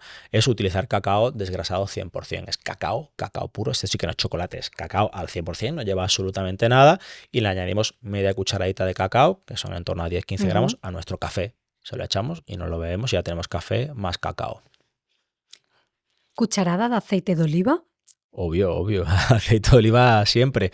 Esto forma parte de un estudio muy grande que ya se hizo hace bastantes años y del cual se han publicado muchísimos estudios a posteriori hablando de la dieta mediterránea, y es el estudio Predimed en el que se demostró los beneficios para nuestro corazón y para el sistema cardiovascular de tomar aceite de oliva. Entonces, obvio y rotundo, y sobre todo aquí en España, que es la cuna del aceite de oliva sí. Aceite de oliva, sí. Si te tomas la cucharadita, pues genial. No hace falta tomarte una cucharadita literal, porque todo el mundo parece que tiene como más efecto, como si fuera una medicina, tomártelo en cucharada. Se lo puedes echar a la ensalada o a tu comida cuando te la vayas a tomar por encima y va a tener el mismo efecto. Lo digo porque cuidado que si te tomas una cucharada de aceite de oliva en ayunas probablemente te pueda actuar de laxante. O sea que lo digo porque siempre se ha utilizado toda la vida y funciona en ese sentido. Y los beneficios del aceite de oliva pues en este sentido son múltiples. Importante que siempre sea virgen extra. Porque cuando no es virgen extra son aceites de origen refinado, es decir, han tenido que calentar y someter el aceite a cambios físicos, sobre todo al calentarlo, para obtener ese nuevo aceite refinado que pierde las propiedades, pierde todo el efecto antiinflamatorio y antioxidativo que tiene el virgen extra. Entonces siempre cuando compremos nuestra botella de aceite, fijarnos que tiene que poner aceite de oliva virgen extra. Si no pone virgen extra, es refinado. El aceite refinado es transparente. Lo que pasa es que lo mezclan en una parte con virgen extra para que se vea amarillo. Pero si no, sería totalmente transparente. Y aquí nadie lo tomaría. Porque tú, si te vas a echar un aceite y ves que es amarillo, ¿qué harías? No te lo vas a tomar, ¿verdad? Pues realmente es transparente. Y a nosotros nos gusta cuanto más verde y más oscuro, mejor. ¿Vale? Entonces siempre virgen extra. Y es cierto que en este estudio las personas que tomaban aceite de oliva y tuvieron beneficios muy positivos de cara incluso a prevenir cáncer, sobre todo cáncer de mama a las mujeres, tomaban una buena cantidad de aceite de oliva al día, casi eran 50 mililitros. 50 mililitros es casi un cuarto de vasito, es bastante cantidad. Pero estos beneficios también se han observado tomando simplemente una cucharada. Entonces, siempre aceite de oliva. ¿Huevos? Huevos. Mira, huevos también. Yo no creo que el huevo sea el enemigo. sino todo lo que añadimos al huevo. O sea, no es el huevo, es el pollo que te comes después. Mira, el huevo tiene colesterol, pero tiene una cantidad muy pequeña de colesterol, tiene 200 miligramos. Claro, todo depende de con qué lo compares. Si comparas el huevo con una lechuga, pues probablemente el huevo tenga mucha más cantidad de colesterol. Si comparas el huevo con un trozo de tocino, pues probablemente el trozo de tocino tenga muchísimo más colesterol que el huevo. Lo que está claro es que tomar un huevo al día no vamos a encontrar ningún estudio en el que haya demostrado aumentar la mortalidad ni la enfermedad cardiovascular. Y es seguro en personas sanas. En personas sanas. O sea, en un huevo al día o entre 6 a 10 huevos a la semana es seguro en personas sanas. Todo con cabeza, obviamente. Lo digo porque veo en redes sociales, yo defiendo comer huevos y te comes 10 huevos al día, o 15 o 20. O sea, ¿qué sentido tiene hacer eso? No le veo realmente ningún sentido práctico a comerte 15 huevos al día, cuando lo más claro y lo mejor que sabemos hoy en día es que la mejor dieta es una dieta variada y equilibrada. O sea, ¿qué beneficio vas a obtener de comerte 15 huevos? Sí, que tiene una cantidad de colina muy elevada, que es muy buena para nuestras neuronas, pues efectivamente, pero es que esa colina también la puedes obtener de muchos otros alimentos, no tiene por qué ser exclusivamente del huevo.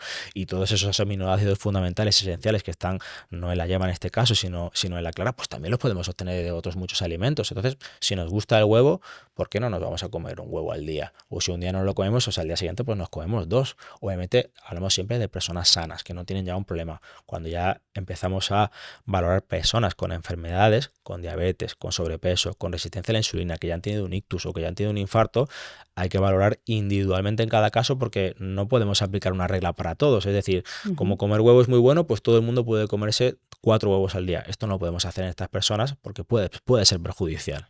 Entonces, yo diría que sí, y en personas sanas un huevo al día no es perjudicial. ¿Y es el colesterol la base de las enfermedades cardiovasculares?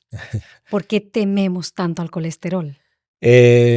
Bueno, yo creo que el colesterol es como si fuéramos en el Titanic y vemos el iceberg, ¿no? Al final solo vemos la punta ahí asomando y lo grande que te rompe el barco probablemente esté debajo, ¿no? Y es una causa muy importante en la que ha sido muy fácil fijarnos durante mucho tiempo, porque es lo que veíamos encima del agua, pero obviamente no es ni lo más importante probablemente, ni mucho menos lo único que daña nuestro corazón. También creo realmente que la sociedad ha avanzado a una velocidad y la ciencia a una velocidad que no van correspondiente con el tratamiento y las necesidades que necesitan las personas y podemos aplicar los médicos. Quiero decirte, hace algunos años lo más importante era el tabaco, el colesterol y la tensión. Hoy en día poca gente fuma, el 50% de los infartos tienen el colesterol normal y es mucho más importante que no descansas bien, que tienes muchísimo estrés y que probablemente estás en tu casa con un aislamiento social importante y no tienes relaciones sociales. Eso nunca nadie ha pensado en ello porque hace 40 años a nadie le pasaba y hoy en día es muchísimo más frecuente. Por eso probablemente, aunque tratemos el colesterol y tratemos la tensión, las enfermedades cardiovasculares siguen iguales porque han aparecido otros factores que no hemos podido controlar a una velocidad suficientemente importante. Fíjate sobre todo a qué nivel es de importante las relaciones sociales con el corazón, o sea, tener tu familia, dar un abrazo, querer, sonreír, que incluso estar en soledad es peor que beber más de 6 copas de alcohol al día. O sea, tomarte 6 copas es mejor que estar solo para el corazón. O sea, a ese nivel de impacto y no lo hemos sabido valorar, no lo hemos sabido valorar. Entonces, intervienen muchísimos más factores que no es solo el colesterol, Pero obviamente el colesterol a lo largo de muchos años y hay no cientos, sino miles de estudios a nivel mundial que avalan y certifican que es un factor de riesgo más y que cuanto más elevado esté, probablemente peor. Obviamente esto no es tan sencillo, no es hablar de colesterol y probablemente tengamos que cambiar la palabra a lo largo de los próximos años. Deberíamos hablar de lipoproteínas, porque no es lo mismo valorar la cantidad de colesterol que el tipo de colesterol ni dónde está el colesterol. El cuerpo necesita colesterol, Ujú. eso es obvio, necesita colesterol para cumplir sus funciones básicas, para producir hormonas esteroideas, para producir la vitamina D, pero puede obtener ese colesterol con una alimentación normal y corriente en un entorno metabólico adecuado. El problema es cuando nuestra alimentación no es la adecuada y empieza nuestro hígado no a funcionar adecuadamente, a generar más cantidad de colesterol del que debiera, o que ese colesterol que genera no es bien funcionante, funciona inadecuadamente. Se queda en nuestra sangre dando vueltas, empieza nuestro sistema autoinmune a decir, oye, esta partícula aquí está sobrando. Empieza a oxidarla, a formar radicales libres, las células inmunes lo fagocitan y esas células inmunes son las mismas que van a regenerar los tejidos, sobre todo los vasos sanguíneos que están en continua reparación, y si una célula que ha fagocitado, que ha comido colesterol del patológico se adhiere a una cicatriz de nuestros vasos sanguíneos, empiezan a pegarse y más, empiezan a formarse esas famosas placas de colesterol, que están mal llamadas porque no son solo de colesterol, sino son de muchas más cosas. Pero sí, es uno de los problemas fundamentales que tenemos hoy en día y no se puede olvidar. También entiendo que nos hayamos centrado a lo largo de muchos años en el colesterol, porque realmente cuando intentamos tratar a alguna persona con factores de riesgo, el único tratamiento casi que disponíamos, salvo para los tratamientos de la tensión y la diabetes, era también el tratamiento del colesterol. No teníamos muchos más tratamientos posibles. Hoy en día lo que está claro es que lo primero para mejorar nuestro metabolismo, nuestro perfil lipídico, tanto colesterol como triglicéridos, que también son muy importantes, es mejorar nuestros hábitos de vida, y esto se hace revisando la alimentación y haciendo actividad física. Ojo que alimentación, cuando hablamos de colesterol, no es solo la grasa, porque me encuentro con mucha gente que dice, yo ¿por qué tengo el colesterol alto si yo no como grasa? Ojo, es que tu colesterol puede subir porque estás comiendo un exceso de azúcares, de hidratos de carbono, de harinas refinadas y de glucosa que tu hígado no puede almacenar y lo convierte en grasa, lo convierte en lipoproteínas muy ricas en triglicéridos y colesterol. Al final tus células captan triglicéridos y no pueden captar tanto colesterol y empieza a sobrar y empieza a dar vueltas por la sangre y ya no sabemos qué hacer con él, pues acaba adhiriéndose a donde no debe, sobre todo cuando existe un daño en nuestros vasos sanguíneos, y este daño se produce pues cuando no hacemos deporte, somos sedentarios, cuando tenemos resistencia a la insulina porque nuestra alimentación no es la adecuada, y también somos sedentarios y tenemos sobrepeso, cuando estamos estresados y esas hormonas del estrés circulan por nuestra sangre, y cuando no descansamos bien, y ya pues si encima fumamos, pues ni te cuento, ¿no? Entonces, probablemente sea un cúmulo de factores y el colesterol, sin duda alguna, o estas lipoproteínas es uno de ellos. Para ti, cuando en una analítica ves el colesterol por encima de 200, que ya aparece en rojo, ¿para ti ya es una alarma en rojo? No. Como ya te he dicho, no es un tema cualitativo, sino más bien cuantitativo. Probablemente el colesterol como molécula no es una molécula perjudicial en sí. El problema es a qué proteína va unida y dónde está. Entonces, hay que evaluar no solo la cantidad, porque es cierto que a partir de unos niveles sí que puede ser perjudicial, pero hablamos de niveles mucho más altos.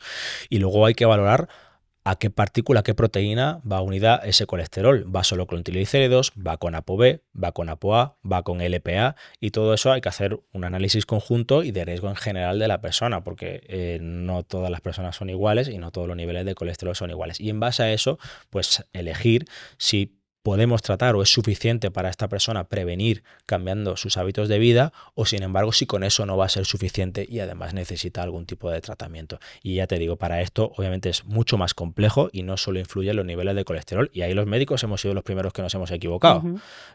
Tú has sido tu médico y te ha dicho, tienes el colesterol por encima de 200, tratamiento, error, ¿vale? Hay que analizar mucho más factores, pero es un mundo muy complejo, y en el que es muy fácil meter baza y llevar a confusión, porque cuando hablamos de colesterol, se nos llena la boca de colesterol, y hay muchos más factores y muchas más partículas, lipoproteínas y factores que intervienen, y no es solo colesterol. Por eso creo que con el paso del tiempo dejaremos atrás el término colesterol y empezaremos a hablar de lipoproteínas. Y si quieres enlazamos con un tema que está bastante de moda hoy en día, hablando de las lipoproteínas, que es que una de las causas más frecuentes de infarto en personas jóvenes que se cuidan es un tipo de lipoproteína hereditaria que se llama lipoproteína A, que es una partícula que lleva triglicéridos y fundamentalmente colesterol que va en la sangre, que tiene unas propiedades muy inflamatorias y muy trombóticas, y tiene muchísima capacidad para generar infartos, incluso aunque nos cuidemos, porque esta partícula es en un 80% hereditaria, es decir, sus niveles van a depender de los genes que heredemos de nuestra familia. Si nuestro hígado tiene esos genes, pues va a empezar a producirla de manera anómala. Y eso probablemente explique gran cantidad de casos de infartos en gente joven que no solo estamos viendo ahora, hemos visto siempre. Todo el mundo conocemos a alguien que ha tenido un infarto muy joven con el colesterol totalmente normal, sin hipertensión, sin tabaco y que era deportista. Y resulta que esta persona tiene la lipoproteína alta. Pues esto puede ser uno de los motivos y esto es uno de los objetos de tratamiento que vamos a poder tratar, por suerte, pues en los próximos años. ¿Y esas mal llamadas placas de colesterol se pueden limpiar? Es decir, podemos, si empezamos a adquirir nuevos hábitos de alimentación, ¿hay algo que nos limpie las arterias y nos las vuelva a dejar relucientes? Eso sería, no porque me quedaría sin trabajo, pero ojalá inventáramos el chupito limpia arterias. Es muy complejo porque cuando se empiezan a formar estas lesiones ateroscleróticas que son muy ricas en grasas, en células inflamatorias, en fibroblastos, en tejido conjuntivo y finalmente como también hay un componente inflamatorio crónico muy importante, se acaban calcificando.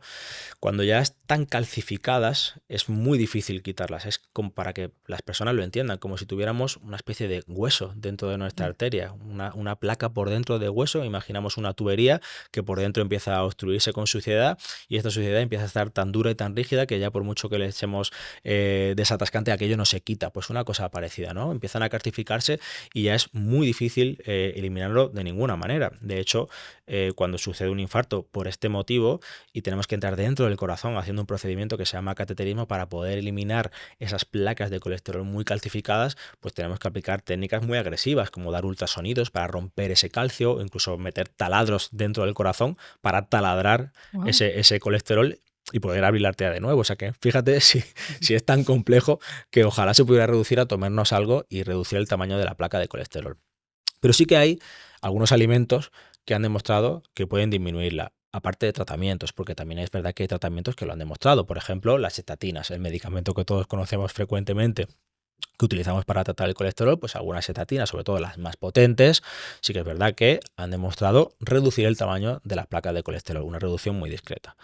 También lo han demostrado algunos medicamentos mucho más potentes. Hablamos ya de personas con un infarto, pero para que lo entendamos, algunos medicamentos que utilizamos para tratar el colesterol en personas que lo tienen muy alto y que son inyectables, parecidos a la insulina. ¿No? Este tipo de medicamentos también se utilizan en algunas personas que bien no pueden utilizar estatinas o que a pesar de utilizarlas, pues siguen teniendo el colesterol muy elevado. Para evitar que vuelvan a tener otro infarto, les inyectamos estos medicamentos para disminuir drásticamente sus niveles de colesterol y triglicéridos y también para disminuir el tamaño de la placa de colesterol. Entonces, el primero de los alimentos naturales que ha demostrado que disminuyen las placas de colesterol, sobre todo cuando empiezan a formarse, es el pescado azul.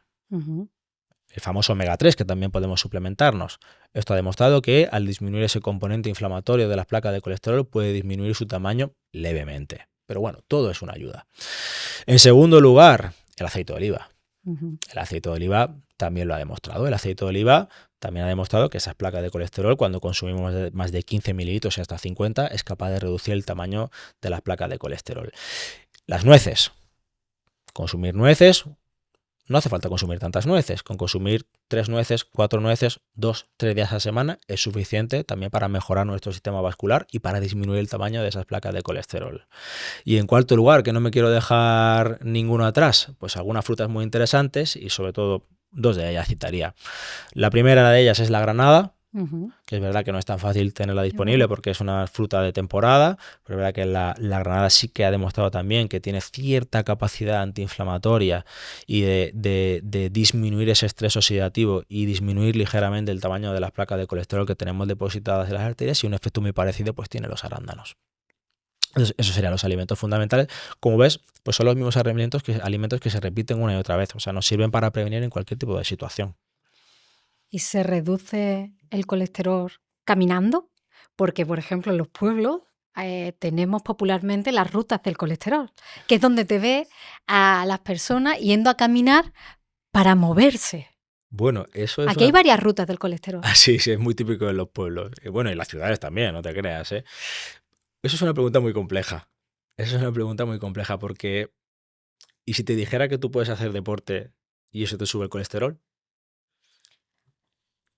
Pues no sé si me lo sube, pero mi caso es que yo pensaba que haciendo deporte iba a bajar mi colesterol. Llevo teniendo el colesterol alto desde los 14 años. Siendo flaquita, no... sea, la pregunta era ¿cómo tienes colesterol? Y dije un año, este año le demuestro al médico que bajo mi colesterol. Estuve entrenando, entrenadora personal, haciendo ejercicio. ¿Qué pasó? Igual. Igual o incluso subió. No sé si me subió, pero me dio un bajón de ¿entonces qué hago? Pero ahora que he cambiado mucho la alimentación, ya está bajando. Vale. O sea que puede ser. no lo conseguí con ejercicio, Ujú. pero ahora lo he conseguido con alimentación. A mí me llegaron a poner tratamiento, pero yo confieso que no me lo tomé nunca porque yo confiaba en que no era necesario. Ujú, ujú. Tampoco estaba en una situación de riesgo, mis triglicéridos estaban bien, Ujú. pero mi colesterol estaba altito, Ujú, ujú. pasaba los 200. Esto es algo que sabemos, y es que hay determinado grupo de personas que hacen deporte, que tienen masa magra elevada, es decir, mucha musculatura y muy poco tejido graso, que utilizan los ácidos grasos como fuente de combustible. Los convierten en cuerpos cetónicos y de ahí obtienen energía en forma de glucosa, que es como obtienen la energía de nuestras células. Y claro, al utilizar esa grasa como combustible, pues obviamente van a acabar elevando sus niveles de colesterol en sangre. Obviamente, cuando empezamos a analizar las diferentes lipoproteínas en las que se divide este total de colesterol, pues nos vamos a encontrar de que las lipoproteínas que pueden ser perjudiciales van a estar muy bajas y las que realmente no son perjudiciales van a estar muy altas. Pues estas personas probablemente no necesitan tratamiento.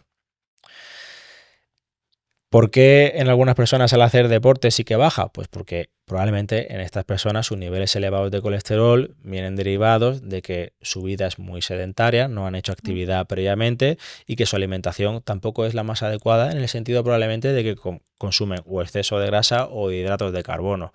Si consumes exceso de grasa, al final tu propio hígado va a formar nuevas partículas de VLDL, LDL, que son las partículas de colesterol, que es lo que queda de remanente, y eso lo va a utilizar para que circule por el cuerpo. Lo va a hacer o bien porque estemos comiendo en un exceso de grasa, o lo va a hacer también porque estemos comiendo un exceso de azúcar y lo convierta en grasa, porque no puede almacenar azúcar. Se almacena muy poco azúcar en los músculos y en el hígado y rápidamente ya el cuerpo está satisfecho. Cuando empieza a sobrar azúcar, ya los músculos no quieren más y donde empieza a aparecer la diabetes y la prediabetes. Entonces, pues estamos comiendo en exceso o bien no estamos quemando lo suficiente. Entonces hay que hacer siempre un balance que no solo incluye el ejercicio, sino que también incluye la alimentación y valorar individualmente el tipo de alimentación que come cada persona. Y yo me encuentro aquí en España muy frecuente colesteroles altos y decir, pero doctor, si yo no como grasa, bueno, pues ¿qué come usted? Pues resulta que usted por la mañana se levanta y se toma un café con 3 galletas y un bollito con un chorrito de aceite.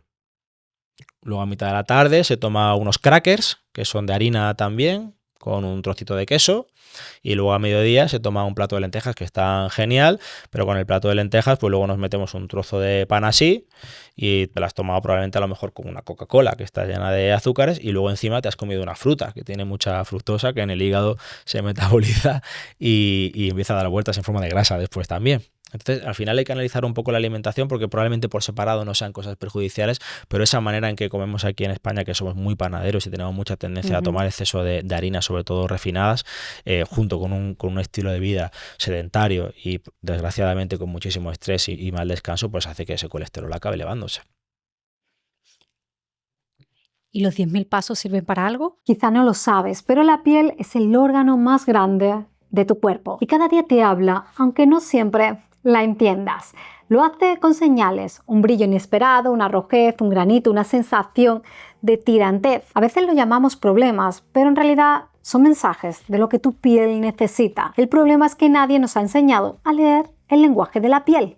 Hasta ahora, hemos creado un reto llamado Código Piel en el que durante 21 días entenderás cómo reconectar con tu piel y crear la rutina adecuada para cuidarla. Lo harás junto a Gemma Herrerías, farmacéutica y especialista en dermofarmacia y nutricosmética, que es mi fuente de confianza personal para todo lo relacionado con el cuidado de la piel. En este reto entenderás qué rutina seguir por la mañana y por la noche, cómo saber cuáles son los productos que debes comprar o evitar y todo lo que necesitas comprender sobre temas complejos como ácidos, antioxidantes o retinoides, entre otros. Pero sobre todo entenderás tu código piel y descubrirás cuáles son las variables únicas que hacen diferente a tu propia piel, su tipo, su sensibilidad, qué la desequilibra, cómo responde ante el entorno y qué necesita para estar sana cada día. Con este conocimiento dejarás de improvisar y diseñarás una rutina adaptada a ti. Además, incluye un cuaderno de trabajo descargables en PDF para profundizar en las lecciones y ejercicios para aplicar todo lo que vas a aprender con Gemma. Son 3 semanas en las que vas a sentir que tu piel ya no es un misterio. Vas a tener claridad y confianza en cómo cuidarla. El acceso es ilimitado para hacerlo a tu ritmo, cuando quieras y tantas veces como lo necesites. Comenzamos el 1 de octubre. Puedes unirte desde el enlace en la descripción escaneando el QR que aparece en pantalla o en tienesentidopodcast.com/código piel. Si llevas tiempo sintiendo que tu piel te pide atención, este reto puede ser el inicio de una nueva forma de cuidarla. Sí, claro que sirven, obviamente. Pero no hace falta que sea 10.000, ¿eh? A partir de 2.000, 3.000 pasos ya hay beneficio demostrado a nivel cardiovascular. Es decir, es muy poca la cantidad de ejercicio que tenemos que hacer para que nuestro corazón ya note mejoría. Es decir, que persona que nunca ha andado, que le cuesta mucho andar o que tiene problemas, que empiece a hacer lo que pueda, porque lo que pueda va a ser beneficioso siempre. Obviamente, cuanto más actividad intentemos hacer, con cabeza no nos excedamos y no rebasemos las posibilidades de nuestro organismo. Yo siempre recomiendo, sobre todo en personas que ya han tenido problemas de corazón, nunca te debes encontrar mal haciendo ejercicio, pero sí debes de notar que estás haciendo ejercicio. Yo es que cuando camino me fatigo. Muy bien, estás haciendo ejercicio. Así es como funciona. Por fin estás haciendo ejercicio, ¿vale? Pues a partir de 2.000, 3.000 pasos, los beneficios para nuestro sistema cardiovascular ya están demostrados, pero no solo para el corazón, sino también para la función cognitiva, para nuestro cerebro, para mejorar ese ritmo circadiano en el descanso y para ayudarnos en muchísimas esferas de nuestra vida. Y si encima el paseo lo hacemos al aire libre, nos está dando el sol en los brazos, en la cara, pues también favorecemos esa síntesis de vitamina D. Y si lo hacemos con alguien con quien poder hablar, pues mejor todavía, porque vamos a mejorar más nuestro cerebro. Pues fijaros la importancia al final que radica en ese simplemente mantenernos activos, que antes era algo como muy normal porque la gente en su trabajo pues se tenía que desplazar caminando o durante más tiempo y teníamos trabajos menos sedentarios, pero hoy en día pues la tendencia es que nos desplazamos en coche, en moto, en metro, llegamos a la oficina, nos sentamos y ahí estamos todo el día sentados. Entonces tenemos que intentar movernos lo máximo posible y este es el ejercicio cardiovascular de toda la vida por el que hemos abogado los cardiólogos y que ha demostrado beneficios estupendos.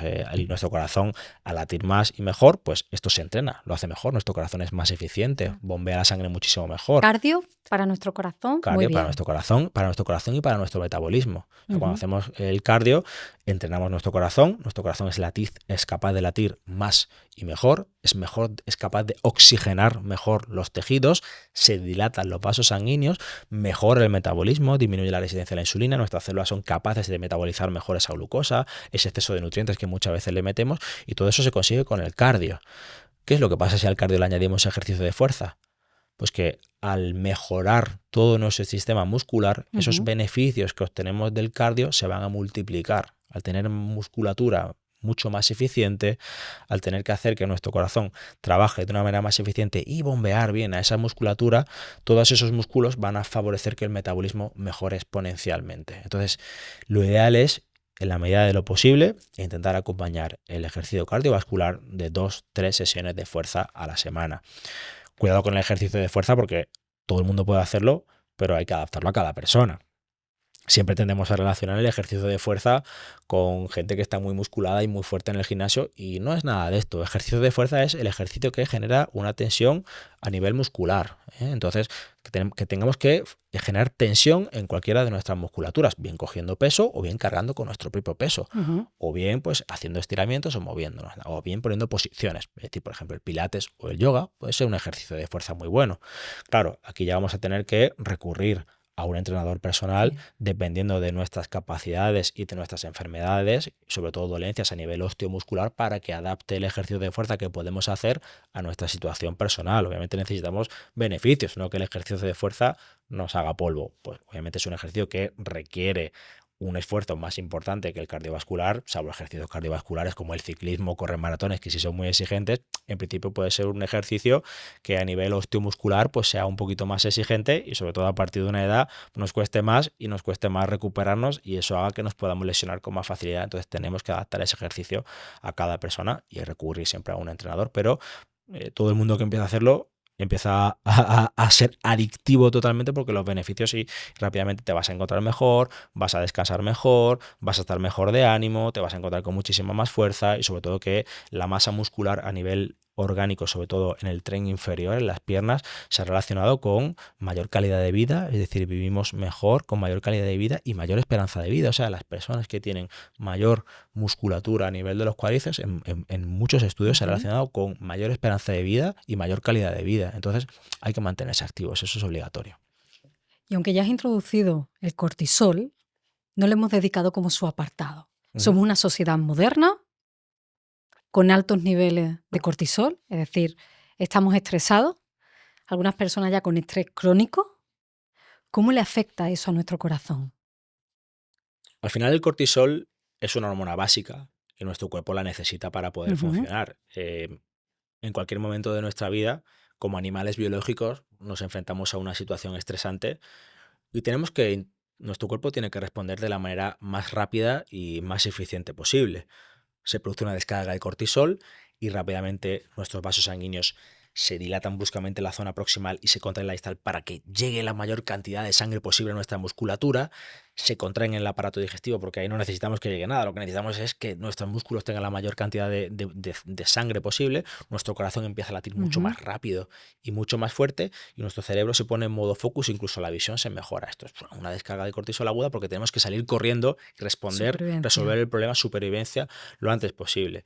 ¿Cuál es el problema que tenemos hoy en día? Que nos estamos viendo expuestos a microestreses continuamente que hacen que nuestro cortisol esté elevado de manera crónica. Coloquialmente decimos microinfarto, me va a dar un microinfarto. Desgraciadamente, y por suerte no es así, no tenemos un infarto, pero sí que es verdad que obviamente se produce un daño crónico en el corazón y este daño crónico a lo largo del tiempo pues nos va a hacer acabar con un problema grave. Es decir, realmente al final acabaremos teniendo o un infarto o una arritmia. Todo el mundo conoce algún caso en su familia de es que estaba muy estresado hasta que le dio un infarto o le dio una arritmia. Entonces, este estrés crónico, estos niveles elevados de cortisol, pues nos acaban afectando en muchísimas esferas de nuestra vida. El problema es que, claro, no solo es que acaba alterando nuestra función cardíaca, sino que primeramente acaba alterando otras muchas más funciones. Acaba alterando nuestras relaciones sociales, nos volvemos mucho más enfadones, mucho más irascibles, nos relacionamos muchísimo peor con el resto de personas. Cuando nos vamos a la cama no podemos dormir. Hemos dicho que el descanso es fundamental e importantísimo para nuestro organismo, para regenerarse y para mantenernos saludable. Y eso a la larga va haciendo que nuestro propio metabolismo, nuestro sistema metabólico, el que es capaz de obtener la energía, el que tiene que regenerar los tejidos, el que tiene que encargarse de que todo el sistema vascular esté sano, pues deje de estarlo. Y al final se van juntando todos estos factores y es lo que hace que con el tiempo pues podamos tener un problema de este tipo. Entonces, de ahí que sea tan importante que uno de los pilares hoy en día para lograr controlar las enfermedades, incluidas las enfermedades del corazón, sea tratar el estrés crónico y los niveles elevados de cortisol.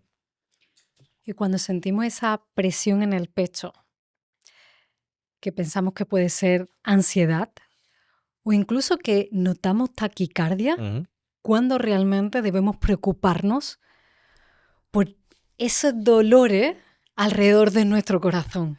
Claro, piensa en una crisis de ansiedad y es que los síntomas son idénticos a los de un problema de corazón. Tú lo has dicho perfectamente, el corazón empieza a latir más rápido, lo notamos, taquicardia, pam, pam, pam, pam, pam, lo notamos muy rápido y muy fuerte. Incluso a veces nos puede llegar a doler, notamos esa presión, incluso falta de aire, que es los síntomas fundamentales que hemos dicho previamente. Incluso en un ataque de ansiedad te puedes desmayar. Esos, todos los síntomas exactamente idénticos a los problemas de corazón. ¿Cómo podemos diferenciarlo? Pues ahí está la dificultad. Normalmente cuando es un ataque de ansiedad suele haber un desencadenante previo, ¿no? Una discusión, algún conflicto importante que hace que se desencadene esa crisis de ansiedad. Cuando realmente es una crisis de ansiedad, al ceder esa crisis, normalmente los síntomas desaparecen. Va a desaparecer esa taquicardia y va a desaparecer ese dolor. Cuando es un problema de corazón no va a desaparecer, obviamente, sino que cada vez vas a estar peor.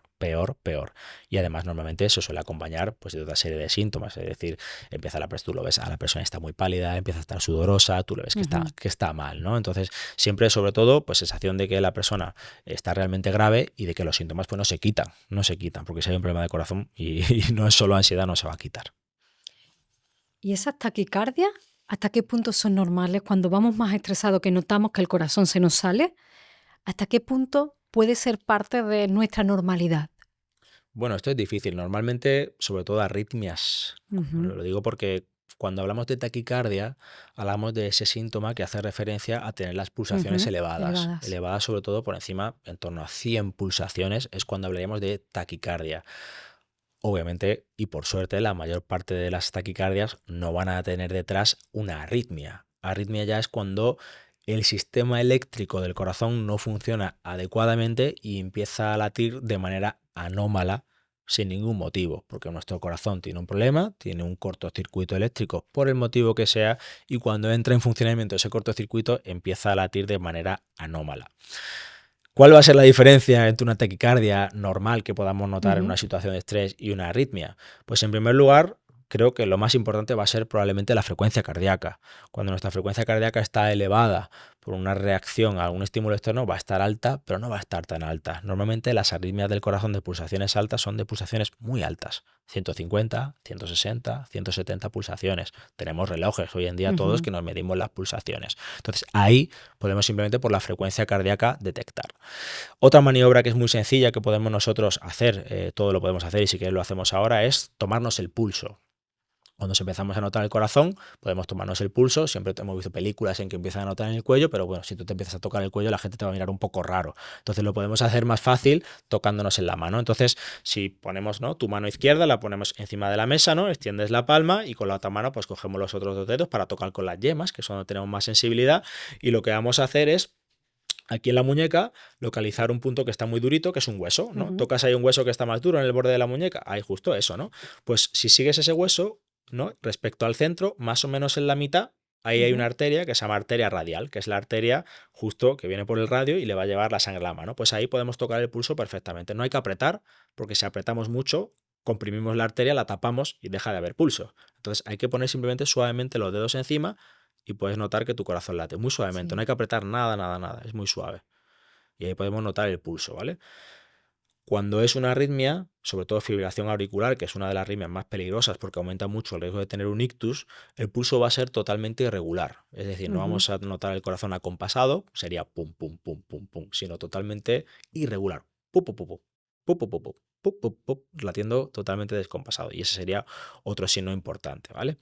Y luego ya el último, y que es un poco más complejo porque hay muchos tipos de arritmias, es que cuando hay un episodio de arritmia, normalmente no se suele quitar. Al principio sí que es verdad que pueden durar muy poco tiempo, segundos, pero cuando entra el cortocircuito de la arritmia es raro si es realmente una arritmia que desaparezca. Ujú. Se va a quedar ahí 5 minutos, 10 minutos, 15 minutos, 20 minutos, vas a ir al hospital porque no se te quita, te van a hacer un electrocardiograma y ahí Y va a ahí. aparecer la arritmia. Cuando es una taquicardia reactiva a una situación de estrés, normalmente poco a poco, cuando tú te vayas relajando, Ujú. aquello va a desaparecer, ¿de acuerdo?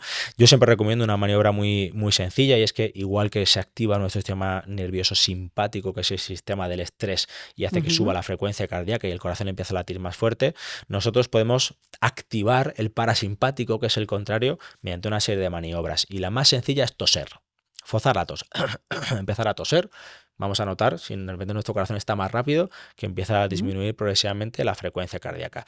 Y la otra, que es un poco más difícil, pero es mucho más agresiva, se llama maniobra de Valsalva. Y consiste en llenar al máximo nuestro pecho de aire, cuando tenemos todo el aire retenido, aguantando la respiración, tapando la nariz, e intentar expulsar ese aire por la nariz con la nariz tapada. O sea, Tapada. no lo vas a conseguir soplando muy fuerte, nos vamos a poner muy, muy, muy rojos, se nos va a hinchar las venas del cuello, soplar, soplar, soplar durante 10 segundos y cuando lleguemos al final, quitarnos la mano de la nariz y expulsar el aire lo más rápidamente que podamos. Entonces, ese cambio brusco de presiones dentro del tórax varía en la cantidad de sangre que entra dentro del corazón y el corazón, al percibir eso, resetea el sistema eléctrico y normalmente hace que las pulsaciones disminuyan también drásticamente. Siendo una taquicardia, va a bajar las pulsaciones y si es una arritmia, incluso a veces la puede quitar. Todos hemos visto el vídeo este de internet de una persona soplando una jeringa, que es exactamente la misma maniobra y se ve en el monitor a 200 pulsaciones y rápidamente le bajaban a 80. Y es cierto que los síntomas de que estamos sufriendo un infarto es diferente en hombres y mujeres. Es diferente, es diferente. Es diferente por diversos motivos. Mira, el primero de ellos es que sobre todo respecto a las mujeres, como nos lleváis muchas cosas de ventaja, pero la primera de ellas es esos estrógenos, normalmente los problemas de corazón en la mujer suelen aparecer más tarde que en los hombres. Y cuando aparecen este tipo de problemas suele haber más enfermedades, sobre todo sobrepeso, diabetes. Y esto hace que ya haya más daño, sobre todo en otros sistemas de sensibilidad, y los síntomas pues puedan ser diferentes. Si bien en el hombre es cierto que lo más frecuente es notar esa presión muy fuerte en el centro del pecho, a veces en las mujeres esa presión, o en los hombros, o en la espalda, en el cuello, pero siempre suele ser también aquí.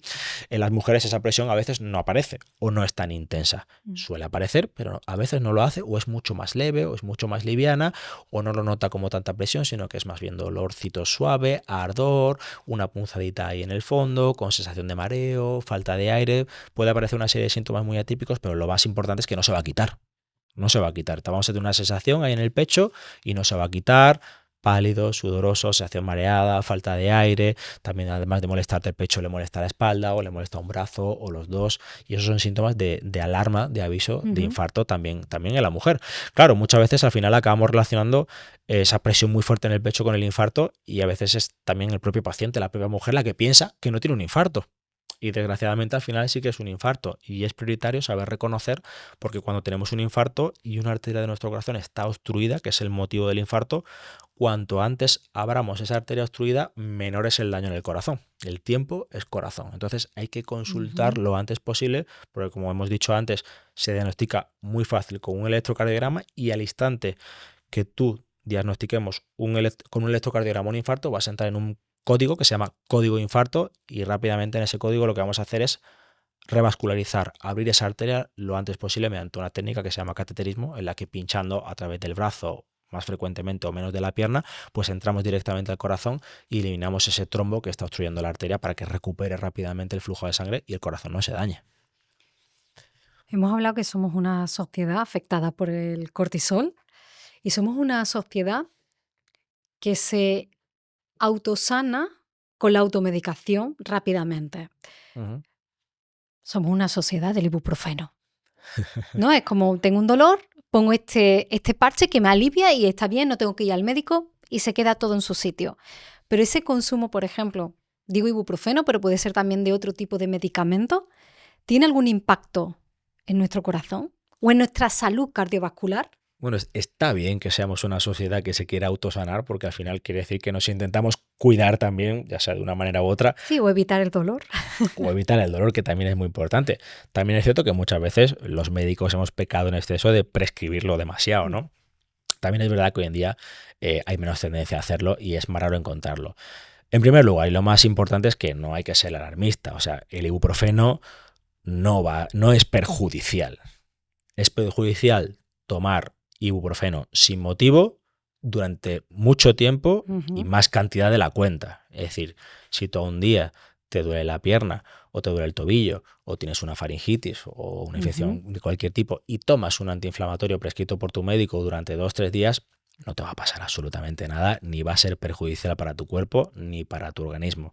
Pero este tipo de personas que por dolores múltiples, tobillo, rodilla, cadera, cabeza, ¿no?, que es muy frecuente, la regla, empiezan a tomar antiinflamatorios no esteroideos, no solo el ibuprofeno, sino el naproxeno, el desquetoprofeno, el diclofenaco, todos estos antiinflamatorios son del mismo tipo. Tomarlos de manera crónica sí que puede producir problemas cardiovasculares y sobre todo problemas de corazón, porque aparte de su efecto analgésico, tienen también efecto en el sistema cardiovascular. Es decir, son capaces de contraer las arterias de los riñones, hacen que llegue menos sangre a los riñones y pueden incluso dañarlos. Por eso hay personas que toda su vida han tomado antiinflamatorios y no lo sabían y de repente con 40 años tienen problemas de riñón. Al contraer las arterias también sube la tensión. Hay personas que han tomado ibuprofeno durante muchos años y de repente se encuentran que son hipertensos. No lo sabían y es por el ibuprofeno. O que ya eran hipertensos y empiezan a tomar ibuprofeno y se les dispara y tienen una crisis hipertensiva. Y en último lugar, claro, toda esta sobrecarga en el sistema cardiovascular hace que el corazón tenga que trabajar más de la cuenta. Y si hay algún problema de corazón ahí un poco escondido, el corazón puede fallar y produce insuficiencia cardíaca. Y luego lo último y lo más grave, y lo que sobre todo deportistas tienen que evitar, es que también afecta a la agregación de las plaquetas, sobre todo cuando hay deshidratación. Y esto es muy frecuente cuando hacemos deporte. Lo digo porque está muy de moda tomar ibuprofeno cuando me duele la rodilla y tengo que hacer una carrera o tengo que entrenar. Entonces, en ese contexto, tomar un medicamento que hace que pueda agregar tus plaquetas y coagular tu sangre en un esfuerzo muy importante te pueda producir un infarto. Entonces, intentar obviamente evitar consumir antiinflamatorios no esteroideos antes de hacer la actividad deportiva, porque es una situación de muchísimo más riesgo de poder tener un problema de corazón, ¿vale? Entonces, bueno, pues ibuprofeno sí, con excepciones, vigilar, siempre cuando vayamos a tomarlo, pues consultar con nuestro médico, porque esto parece que es una cosa excepcional, pero esto es una cosa que saben todos y cada uno de los médicos. Cuando te pongan un ibuprofeno es porque han valorado tu caso y en tu caso sí lo puedes utilizar. Lo que no debemos es tomarlo por nuestro bien y cuenta cuando queramos y como queramos. Otro medicamento que tomamos a largo plazo, omeprazol. Omeprazol. El tema del omeprazol es que, claro, al alterar el pH del estómago, se ha demostrado que sobre todo cuando se toma a muy largo plazo puede interferir en la absorción de algunos micronutrientes, sobre todo el calcio o el magnesio.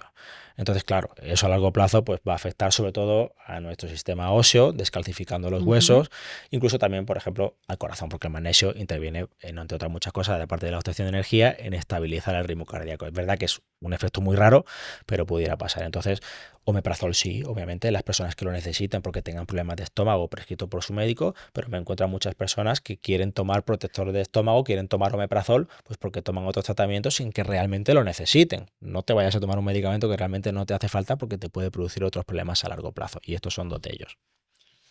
Y si estamos tomando algún tipo de medicamento, de tratamiento prescrito, tenemos que tener en cuenta alguna combinación de medicamentos con alimentos, con infusiones. Es decir, ¿hay algún cóctel que sin saberlo lo mezclamos y nos produce algún daño? Sí, puede pasar. Es muy raro. Es Ujú. cierto que es muy raro, sobre todo porque para que pueda haber esa interacción grave y tener un efecto adverso grave, tenemos que tomar mucha cantidad, no del medicamento, porque del medicamento nos estamos tomando nuestra dosis, pero sí de la otra infusión o especia o suplemento. Y normalmente es muy raro que tomemos una cantidad tan alta.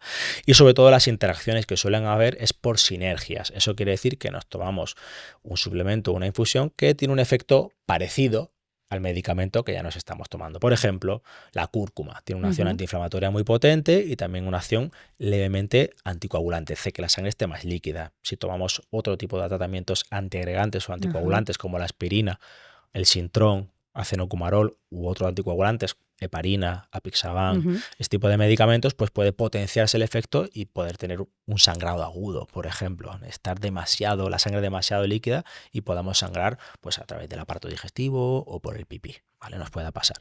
Entonces, eso podría pasar.